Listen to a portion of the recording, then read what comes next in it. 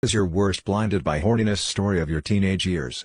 When I was 15 in high school, a group of my friends were talking about easy ways to score.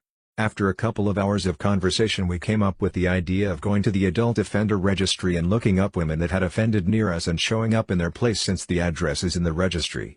This was in the early days of the internet, 2005, so a couple of days after that conversation I pulled up the adult offenders registry and looked up my options.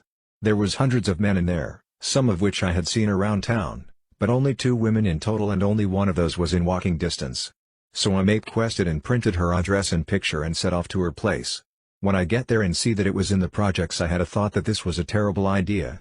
I didn't have a plan, I was in the projects and I had no idea of the dangers I was placing myself in. Nevertheless, I pushed on. I get to the building and go to the 3rd floor and knock on the door. My heart is racing and my sausage is throbbing. She opens the door and a very pronounced smell of Pall Malls comes out, and I gaze upon this specimen, greasy-looking white lady in her 40s, house clothes with stains and the cigarette smell very strongly in her scraggly brown hair. When she said, "How can I help you?" I just said, "Ma'am, I don't want to cause you any trouble, but I just walked 7 miles because I looked you up in the offenders registry hoping to get offended by you." The lady turned red in anger and shoved me in her apartment. She sat me in her couch and gave me a long speech about being safe and how stupid I was.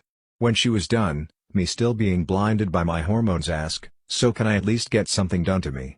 I did walk this long. The lady gets mad again and tells me, "Is this what you want?" and proceeds to vacuum my sausage. I finished very quickly into the process, and then when I had my post-frosting clarity, I realized how gross this lady was and how absolutely wrong I was. I started crying.